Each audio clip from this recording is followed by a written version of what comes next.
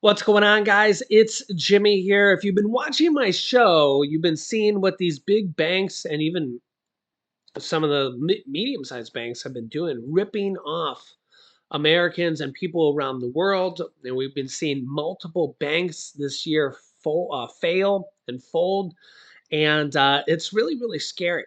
And we've been saying some of the stuff they're doing is criminal, and they should be charged. And well, apparently, some of it is criminal. Take a look at this. It's wild. It's absolutely wild. Yeah, so look at this. U.S. recommends year-long prison sentence for former Wells Fargo executive after accounts scandal. Yeah, so apparently they're going to actually start putting these guys in prison.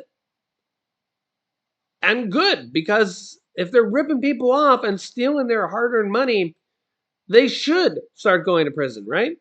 Yeah, federal prosecutors said Friday the former head of Wells Fargo's retail banking division should serve a year of imprisonment for obstruction of a banking examination.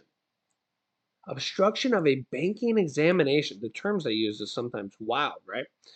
They also requested 1 year of supervised release following the sentence of Carrie Tolstead, who pleaded guilty to a charge earlier this year. She was the only executive at the bank to be charged in the fake account scandal of 2016. Now, I doubt she was the only one. And this goes all the way back to 2016, guys. And if you've been watching my channel, you know that this stuff is still going on. Tolstead attempted to conceal from regulators one of the biggest banking scandals in modern history. But again, this stuff is still going on.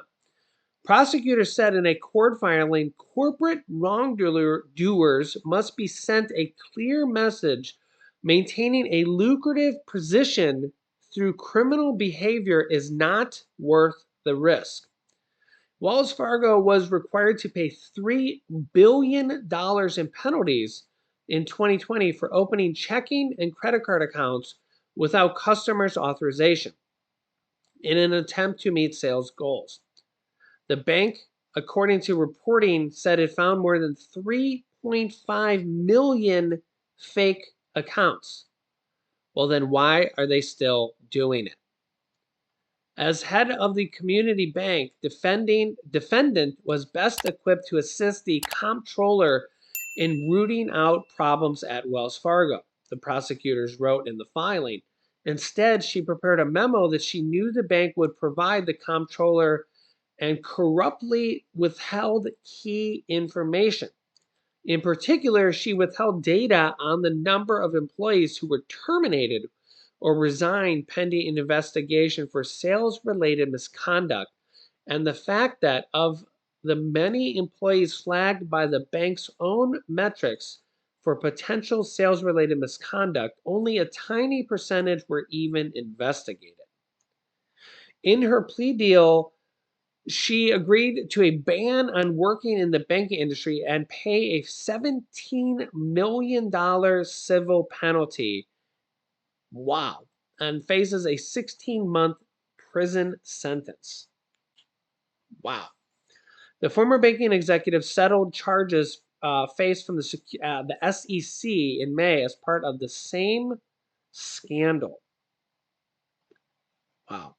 This also comes here as U.S. banks hold $3.3 trillion in cash amid banking crisis and slowdown worries. Saying, quote, what happened in March was a big wake-up call. The collapse of Silicon Valley Bank and Signature Bank in March triggered massive deposit withdrawals and placed renewed focus on lenders' financial health, which we've since had several other banks fail since then.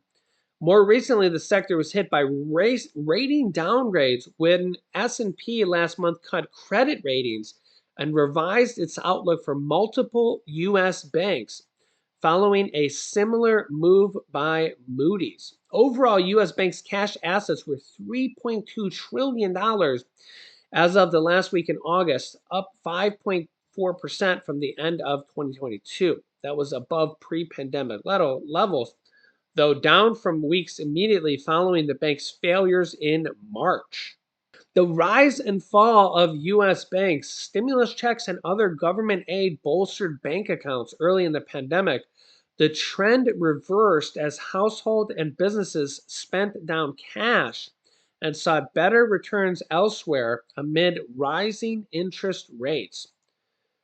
So yeah, this is the line of top U.S. banks and small U.S. banks. The Yeah, so this is U.S. bank deposits of 0 to 20%, and they are now negative. Wow. So I guess that means that there's an outflow of bank deposits? Yikes. Take a listen to what Shark Tank star Kevin O'Leary, an investor businessman, says that wake up and smell the roses, that chaos is about to begin for the U.S. economy. Our next guest, and you're looking at that poll now, is saying that September, which starts tomorrow, will be the start of real chaos for the U.S. economy and hurt the little guy. Let's bring in Kevin O'Leary. He's joining us now. Kevin, in what respect is this new influx of money from the president's program that passed a couple of years ago going to not help the little guy? Well, let's think about it. We've got the CHIPS and Science Act. Where's that money going? Behemoth giant companies in the S&P 500. The Inflation Reduction Act, another trillion, not even printed yet, all going to the big guys. Now, that's great. They represent 40% of the jobs in America, the S&P 500. Everybody knows the S&P 500. It's the biggest index in the world.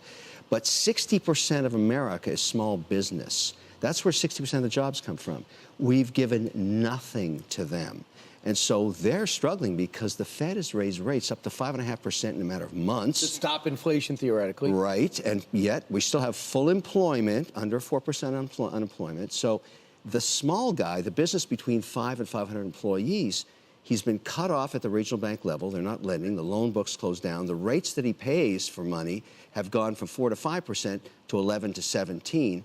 And we're not talking about them. But you're going to hear a lot of people crying about this in the next few months because they can't borrow anything anymore and they can't run their businesses. So when we saw those regional bank failures last year, this is the ramifications. More regulation. And when you have more regulation, you need more liquidity to meet those demands, which means more banks say, I can't lend or I can't function. Yeah, we have 4,100 regional banks in America. Probably in the next 3 years, we'll be down to 2,000. They're going to consolidate. During that period, people are very nervous about putting their money in the bank because if another one fails and you have your cash in there, right now you're only guaranteed for $250,000. There's an idea that came out of Senator Hagerty that said, let's just do one payroll account, guarantee that, pay no interest on it, so at least a small business during this consolidation period. You like this? I like that plan. I met with his staff. On him, it made sense to me. I would endorse that. The other thing I would do for small business is extend the employee retention credit. That's the deal where companies that invested in their employees during the pandemic are getting to take back a grant for that. But it's really for small business, companies with 5 to 500. It's the only active program I know of that supports small business. Meanwhile, we're going to write $2 trillion to the big guys. That in itself is inflation. But it seems unfair to me to support a behemoth company that has a lot of its employees outside of America and not my companies, small business. I've worked in small business. And I'm asking myself, what are we doing for them? The 60% of jobs in America. Let's wake up, smell the roses, realize they're under tremendous pressure, and they are our economy. We always focus on real estate when it comes to the rates, but you're saying it's business. If you can't get a loan, you can't get some money, you're not going to expand or you're not going to stay in business, and that's going to ripple. That's the problem, because let's say you're selling Walmart. You sell $1 million worth of products to Walmart, and they're going to pay you in 60 to 90 days. Normally, you'd go to your bank and say, look, I need a receivable. I need to finance that receivable so I can buy more product and sell more product. And now the banks are saying, I'm sorry, because of the collapse of these small regional banks like Silicon Valley, the regulator's telling us we have to be more liquid. We can't loan you anything. It's just, I just wish more people who are in the real world were in Washington, because they'd come up, they'd understand they'd have to solve this problem, but right now there's no urgency. I go there every month and bang the doors. Yeah, and once again, Congress and the Fed just seems like is completely clueless to a lot of these problems. They really just seem to exacerbate these common problems that business owners, small business owners are having here now due to high interest rates and average everyday people. Remember that 2/3 of Americans live paycheck to paycheck. 50% of Americans go into retirement with only Social Security. And Social Security is going to run out of money in 9 to 10 years. And, Congress, what are they doing about it? What are they doing about it? Absolutely nothing. Years and years go by, and what gets done by Congress? And yet 95% of Congress gets reelected every single year. Let me know your thoughts here in the Congress. I'll keep you up to date with the real truth of what's happening here on a daily basis that you need to know about. So make sure to like and share these videos. If you haven't yet, click the subscribe button down below so you don't miss out on any new videos. You don't hear this stuff on your local news station. New videos come out here every day at 10 a.m., 3 p.m., and 8 p.m. Eastern Standard Time. Click here to see the new mandates that are coming out here right now. Or you can click here to see the two new warnings that Bank of America just issued. Click on one of those videos next. Thanks for watching, guys, and I'll see you in the next video.